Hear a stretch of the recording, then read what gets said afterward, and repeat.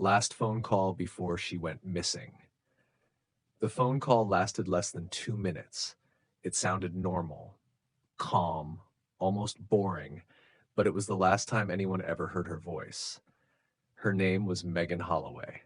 Megan was 32 years old and lived in a quiet suburban town in the United States. She worked as a dental assistant, paid her bills on time, and spoke to her mother every single night. She wasn't the kind of person who disappeared. She didn't take risks. She didn't vanish without telling someone, yet one evening, after a short phone call, she was gone.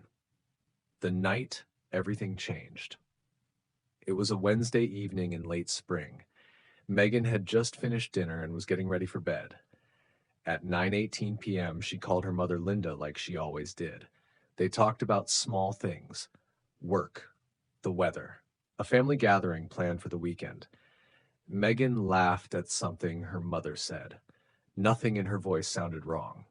But just before hanging up, Megan paused. She told her mother she thought someone had knocked on her door. Linda asked if she wanted to stay on the phone. Megan said no. She said it was probably nothing. Maybe a neighbor.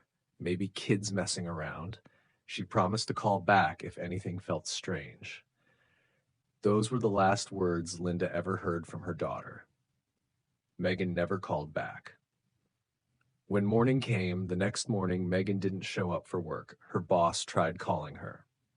No answer. Her phone went straight to voicemail. By noon, Linda felt something was wrong. Megan never missed work. She never ignored calls. Linda drove to Megan's apartment. The door was locked. The lights were off. Megan's car was parked in its usual spot.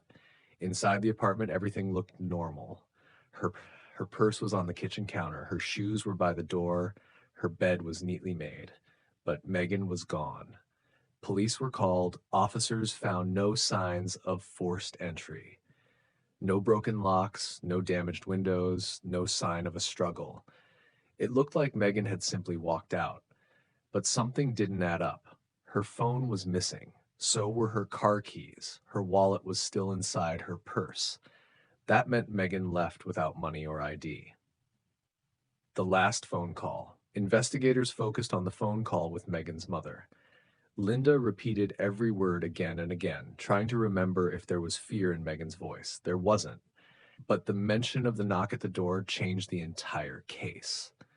Police canvassed the apartment complex. Neighbors were questioned. One neighbor said they heard a door close around 9:30 p.m. Another claimed to see a figure walking toward the parking lot, but it was dark and they couldn't be sure. No one reported hearing an argument. No one heard screams. The silence was unsettling. The first twist. 2 days after Megan disappeared, her phone was turned on. At 2:47 a.m., it connected briefly to a cell tower nearly 40 miles away, close to a small rural town. The signal lasted less than a minute. Then the phone went dead again.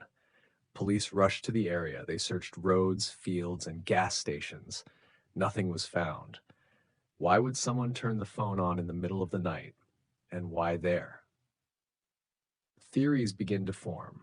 Investigators looked into Megan's personal life. At first, nothing seemed unusual. She wasn't dating anyone seriously. She had no known enemies. She had no history of disappearing or running away. But co-workers mentioned something interesting. Megan had been receiving strange calls at work. The caller would hang up when she answered. At first, she joked about it. Later, she stopped laughing. She told one coworker she felt like she was being watched. She never reported it. The second twist. A week after Megan vanished, police found her car. It was parked behind an abandoned shopping plaza near the location where her phone had last pinged. The car was locked. There was no damage, no fingerprints of value. Inside the car, police found Megan's phone. It was powered off. There were no new messages, no missed calls after the night she disappeared. But something was missing. The SIM card had been removed. Duo took it. The removal of the SIM card suggested planning. It wasn't something done by accident. Police searched the area again. Dogs picked up Megan's scent near the car, then lost it near a road. Once again, it appeared she had gotten into another vehicle. Attention turned to the knock at the door. Who was there that night? The third twist. Security footage from a nearby convenience store revealed something unsettling. At 9:41 p.m., about 20 minutes after the last phone call, a woman resembling Megan appeared on camera. She looked nervous. She kept turning her head. She was alone. She bought nothing and left after less than a minute. The camera angle was poor. Her face was partially hidden. Police could not confirm it was Megan. But the timing was chilling. Why leave the apartment?